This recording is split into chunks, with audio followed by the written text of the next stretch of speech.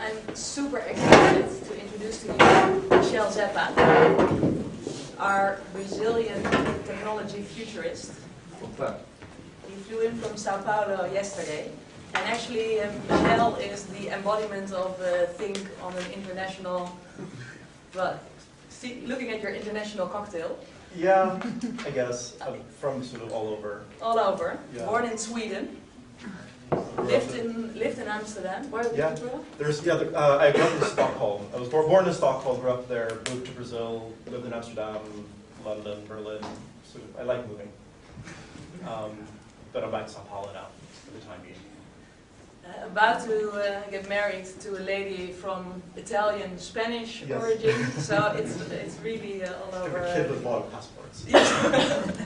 So Michell, as a future technologist, or a technology futurist, I should say. They both work. Yeah, they both work. He's working with companies on the future of technology.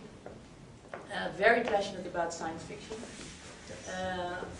Apart from working with companies, you also have a connection with Singularity University. Yes, they're great friends. Great friends. We do some research together. And what I'd like to share is fantastic. I mean, it's a match made in heaven, if you ask me. Exactly a month ago, through a common friend, she introduced me to Michell, and John and I, with the team, we saw his visualizations online. They're on the wall, some of you already scanned them. And we immediately said, wow, this is intriguing. So I sent Michell an email, like, you know, working for Think, are you interested to get to know us a bit better? Well, what about meeting each other 2 days from now at the Bali in the center of... So I was like, okay, this is this guy from Brazil, and let's meet the day after tomorrow in Amsterdam, you know. So you were on your way from Sao Paulo to Singapore. Yeah, I was doing a thing in Singapore, and I had like a whole day stopover here. But you weren't supposed actually to have a stopover in Amsterdam. No, yeah, it changed last minute. So it all came together. Luckily, I had like 7 hours in town and time to meet Judith and get to know things. It felt like a moment of serendipity, and now we get into... Yeah, serendipity. Yeah, exactly. There's our man. And within a month, Michell, Beer and John and I, we created a new tool, which Michell and Beer and John will introduce after the keynote of Michell. So this will be half an hour, It's also up to you. You know, let's make it interactive, completely open to that. Then we will work on a new tool called Emerging Technologies. And after that, we will also have a 3x3 team session. So, by Ellie. So, Robert as well. So, Michell, future of technology. Yes. Well, thanks for having me, and thanks for being here so early. Thanks to Bear and John for helping organize all of this. Just as a first thing, as a show of hands, who's doing the future of education bit? Just a sort of and energy. The other half. Okay. There's no pattern. The way you make. So cool. My name is Michell Zappa. As Judith mentioned, I'm a technology futurist, which means that I'm basically a sci-fi geek that happens to also work with technology. As we mentioned, I was born in Stockholm, and I've sort of lived a little bit all over. I'm currently based in Sao Paulo, but I've spent a bit of time in Amsterdam, so I absolutely love this city. It's a great place to be. I'm a sci-fi geek. I'm fascinated by the future. I love sort of guessing where things are going and making sense of the inevitabilities of technology. And as a futurist, your job ends up being very similar to what you guys are doing here, which is solving problems that don't yet exist. So on one hand, you have to figure out what's likely to happen next, and on the other hand, you have to solve those issues. And it becomes a very interesting interplay. It's a bit different from observing trends, because technology is based on a couple of fundamentals that don't really change that much over time. And we'll have a look at those fundamentals, those imperatives, in a bit. And one good way of looking at technology and sort of these imperatives is by looking at these guys. Steve Chen and Chad Hurley founded YouTube what was it, 10 years ago? No, 8 years ago. So in 2005, they were nothing. They were just another video streaming service, like so many others. I'm sure you guys remember Real Player. If you don't, that's good, because they died out. But they were also a video streaming service. Real Player was also a video streaming service that never took off. But YouTube did. YouTube has become massive. It's become a cultural force, more so than a technological one. But what makes them interesting is because they're a technology startup, technology company today, which doesn't control the technologies on which they depend. So you can break it down by looking at the individual components that led up to making YouTube possible, which did not help, say, Real Player a few years before. So because of, say, the flip video camera, which was massive in 2006, 2005, and because of the explosion in internet users around the world with better and better bandwidth, and because of really, really cheap storage, YouTube happened. See, they could have put in all the effort in the world, they could have received all the seed money, all the VC money in the world, and not have made the success that it became if it wasn't for all those preceding techs. And all of these technologies have a thing in common, which is they're relatively predictable. They all follow sort of basic growth curves. They're almost mathematical in nature. There's very little guesswork in establishing how many internet users we have today and how many we'll have in 10 years. There's a margin of error, but that's almost irrelevant. So you can do pretty good guesses on where things are heading by looking at the predictable bits of technology. That's what we'll be doing. And obviously, a massive amount of cat videos really helped. And pandas. And pandas, sneezing pandas. Today we're looking at 3 days of content being uploaded every minute. And this is their last number. I'm sure it's gone up by now. I think we're looking at sort of 4 days of content. 3 days of content every minute means 4,000 times real time. So for every second that I stand here on stage, that's 4,000 seconds of video being uploaded. That's not being watched, that's uploaded. That's massive. That's more than a cultural force. That's more than all the TV channels in the world do in a year they do a day. The quality is a whole different story, but it's a sign of the times. It's very telling of where things are heading. And this ends up influencing behavior, which I know is a massive driver of the things you're looking for here. So just observe how what was basically a technology startup ends up knocking over distribution channels and television producers and movie studios because of the way we're snacking on video, because of the way we prefer watching a 3-minute video over a 3-hour one. That's neither good nor bad, that's just a change, that's just a fact. They're just getting closer to what we do naturally anyway, just enabling that. So without getting overly theoretical, let's look at 4 sort of pillars of technology, 4 drivers, 4 imperatives. The first one is how technology is inherent to humanity. There's no separating us from tech. See, the reason that we are here, the reason that I managed to fly here in 12 hours from halfway around the world, something that would have been impossible 100 years ago, is because of tech. There's no splitting between humanity and technology. They're intertwined. The only thing that separates us from the people who were living in settlements here in the Middle Ages is technology. The reason we don't live to 36, but rather to 96, is because of technology. And we tend to think about tech in terms of its artifacts. We tend to think about televisions and video cameras and electric lights as technology, which is true, but it's not half the story.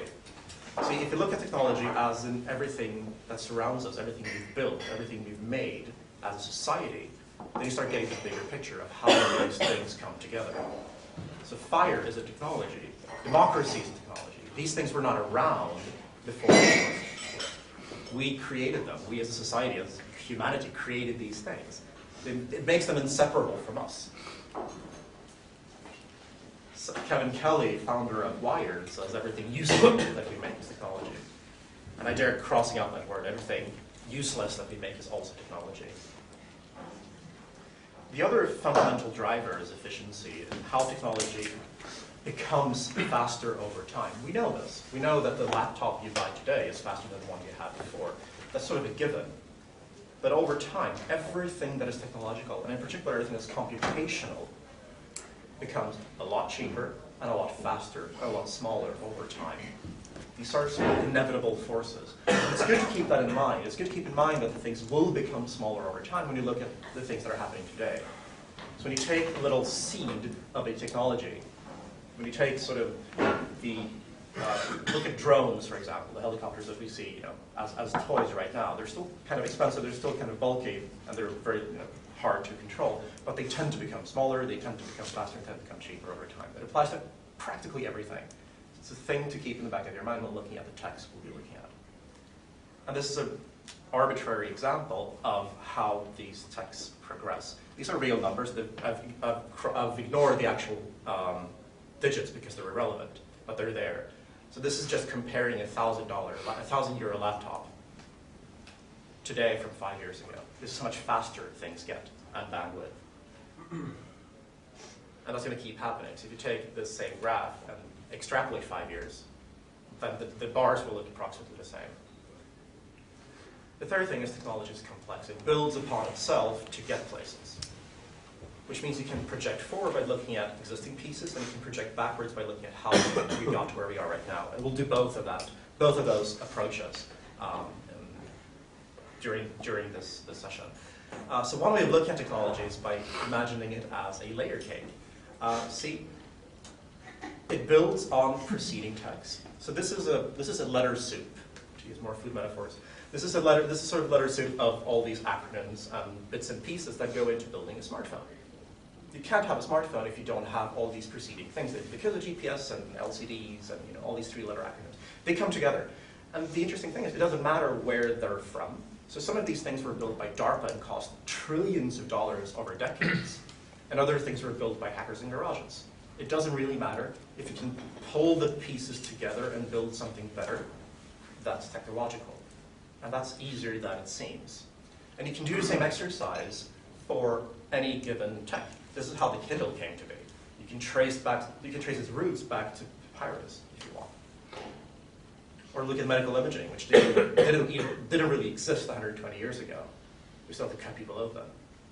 Or flight, as I mentioned, which is still new. I mean, and look at how far we've gotten in 130 years of flight since the Wright brothers, 110. And just imagine how much further we'll get in the next 100 years. That is an inevitability of tech, in my opinion. And speaking of inevitabilities, that's where sci-fi comes in.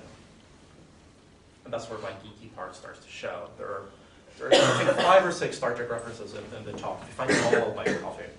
This is the first, by the way.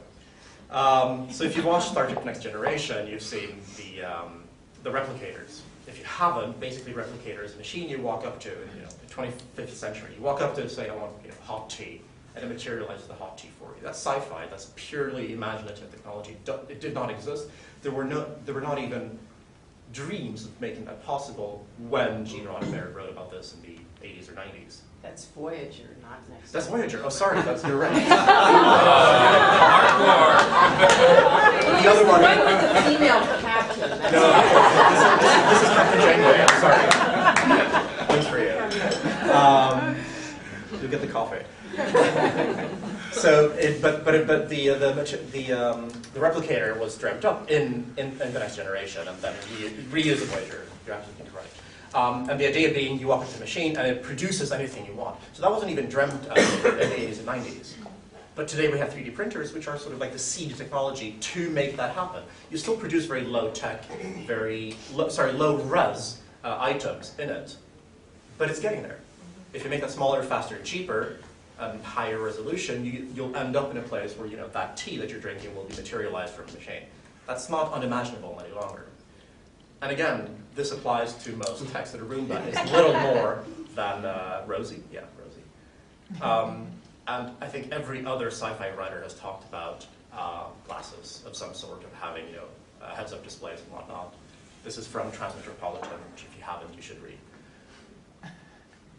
And same thing with interfaces. You can't talk about sci-fi without mentioning Minority Report. This is, if you haven't seen it, this is coming out later this year, which is the Leap Emotion, basically a little USB dongle you hook up to a laptop, or will be built into a few Acer laptops, I think, which basically lets you interface with the screen using your fingers. It looks like magic. Wow. And this is not a TNG reference, but this is the original series. This is a sign of how technologists actually admit that their influences are from sci-fi. So Qualcomm is sponsoring a next prize about building a medical device, which they call the tricorder, because it is the tricorder from Star Trek. And if you're not familiar with those, this is basically a machine, like imagine a smartphone, which you walk up to a person and it will tell you what their vital signs are, if they're sick, if they're fine, what their issues, without touching them, basically. So Qualcomm is investing in, well, they're betting on people making this science fiction science fact for, I think, 10 or 20 different vital signs that they want the machine to track. So sci-fi becomes reality over time. And let's look at another exercise. I know this has been mentioned by you guys. So Craig Venter sequenced the genome a little over a decade ago. It cost trillions or billions of dollars, and nobody believed he would pull it off. But after that happened, interesting things started, interesting consequences started arising. So today, we can do a similar YouTube exercise again. If you look at the dropping price of processing, it becomes cheaper according to a very, very predictable growth curve, Moore's law. And look at gene sequencing machines, which obviously did not exist before the genome was sequenced, but after we figured that out, we started figuring out better ways of doing it. Coupled with social network analysis, which has become a given, but did not really exist 5 years ago, or 10 perhaps. And you take that with the dropping price of all sorts of semiconductors and optical readers, together you end up with 23andMe. See, it would not be possible without all those preceding steps. And today we're looking at, I think, the end of last year, we were doing the 500,000 base pairs, which is what they read when you spit in 23andMe tube for $99. Mind you, this used to cost hundreds of thousands a few years ago, and the price of sequencing is dropping. Well, not for the entire genome. Yeah, this is a SNP chip. Yeah, exactly. That's but it's $1,000. The ion for the full. Yeah, for the full. Yeah. For the and it's full getting to 100 by the end of this year if it keeps following. Because the price of sequencing is dropping faster than the price of processing. So if you look at Moore's law, which would predict that the price of sequencing goes from hundreds of millions to much lower, it's dropping faster than that because the interest is so big that people actually want. Well, it's creating a market faster than for the rest of computation in general. Which means you end up in very interesting places. And again, look at the behavior. How will this technology influence behavior? Well, it's a matter of time. It's a matter of months, in my opinion, before you have healthcare insurance companies sort of requesting that you start, that you submit your genome if you want a cheaper rate. Jesus. Better get used to it. So the question is how you make sense of this, the innovation and the technologies that surround us. My approach, which you've seen on a couple of walls, is sort of to outline technologies in a subjective yet publishable timeline. So I assemble all these observations around time on one axis and sort of area of research around another. This is arbitrary, but it's my way of doing it, and it sort of works because you can discuss it and you can debate it. And the interesting bit is how these pieces come together, which is what we'll look at tomorrow. But basically, you'll find this poster, which was published about a year ago, on the walls. And I say that it was published a year ago because it's tremendously out of date, unfortunately. It's really sad when you start looking at your own work from like only a few months prior and notice how much things have changed. It's scary. But basically, what we'll be doing with this content is the reason I'm showing it.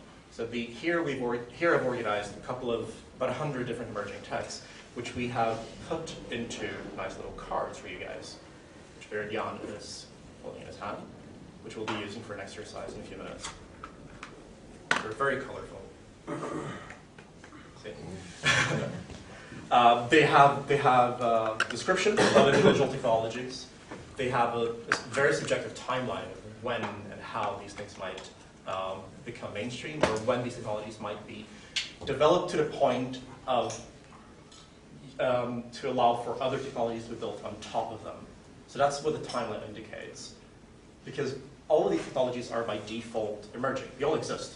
They exist in labs, a few of them are startups. but they're not ready to be built upon. So that's what the timeline indicates. That's what the timeline on the map indicates, and that's what the timeline on the little cards indicates as well. That's a subjective opinion of when they might be ready to be built upon. And we can do an exercise about, of putting these bits and pieces together. So we've looked at the YouTube thing, which was simple. We've looked at 23andMe, which again just highlights a handful of individual types to see how we got to where we are. But that's all in the past. So we'll be doing 2 sets of exercises, one today and one tomorrow. And the one I want to look at now, before we do the exercise, is to sort of look at photography. So isolate photography and see how it's changed in the past century, and try to imagine where it's going on a technological and behavioral and in a social manner almost. And the thing about photography, it's very recent tech. It's under 200 years old. And if you took a high-end camera from only a few years ago and compared it to the highest-end camera you had a century ago, they're not fundamentally different. Even the advent of digital isn't that big. It just changes the nature of the sensors. Instead of using silver nitrate, you're using a CMOS sensor. But it's still fundamentally the same thing. Because the way the lens works, because the way the shutter works, they're essentially the same. But then you start embedding computation into it, and that's where things get interesting. So a couple of years ago, the big deal was having face detection and smell detection. So you have all these high-end cameras at CES being released in 2008 with smell detection. So you just point the camera up, somebody smiles, boom, take a photo. That's very neat. But it's low-tech and it's old by today's standards. It's become a little feature in any photo application. But when you have more computation, when you have connectivity, you start embedding face recognition into these devices. That's already happening too. Facebook and Google have the tech to automatically tag people. They don't use it because it's kind of creepy, but they've both admitted to having it, and they're building it in non-creepy ways, which we'll see rolling out in the very near future. Google has goggles, which is old by now, but it's being built into interesting places. If you don't know, goggles is basically an app or a feature that you hold up your camera phone, your smartphone to a landmark, for example, or a painting, and sort of by knowing where you are and what it's looking at, it does a reverse image search and figures out what that thing is. That too seems like magic the first time you use it, because how the hell does my phone know that that's a bridge or that's a park or that's a building? But it does, and it's surprisingly easy once you understand how the fundamentals work. And that's becoming a building block to get to future places. Cameras with Wi-Fi and 3G are no longer a big deal. If you look at what's coming out of CES this week in Las Vegas, it's the new default. So every other camera has 3G. You just pop in a chip, and it will upload your photos right away. Again, if this is the new default, that means the cameras they're connected, they're online, and they're sharing in real time. That too becomes a building block to some things in the future. Then you start looking at other things that computation is enabling. You've probably seen the Lightroom. It's a camera where you can focus after the fact. So it's still using very high tech to do this, but basically instead of having a single lens, it has a ton of microarrays, and you can focus the photo after you've taken it. It's very neat. So what you end up with, the cameras are ubiquitous. They're everywhere. They're smaller, cheaper. They know where you are. They recognize the people around you. The focus on the cropping and the selection of the image can be done. Can be done more and more after the fact. You don't have to focus and crop and select what you want to the things you want to make photos of before you take them, if the cameras get to that point. And they know what you're looking at, they know who you're looking at. So you end up with this sort of sci-fi technology, which is essentially ubiquitous camera, where this is a screenshot of an MIT tech, but basically it's not unimaginable that the camera just goes away and becomes part of just what you're looking at and takes photos of the things you're seeing. And the camera then will know where you are. That's easy, that's just GPS. It knows who you're with based on Foursquare check-ins or Facebook check-ins or whatever, because it's online and it's smart enough to do that. It knows what to focus on as well, because it can do that by object recognition, so it knows what matters to you.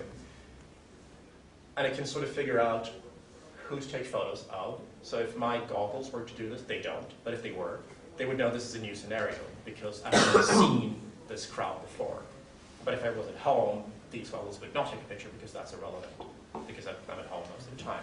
So when you start embedding this sort of intelligence in objects, the behavior changes radically. So it's no longer a camera. So the comparison between the Rolleiflex and the Nikon D4 that becomes linear on the map. Suddenly you have a huge leap into sort of this realm where it's no longer a matter of having more megapixels or better exposure or whatever. It becomes a whole new behavioral pattern. And that too is a sideline tech. This is TNG.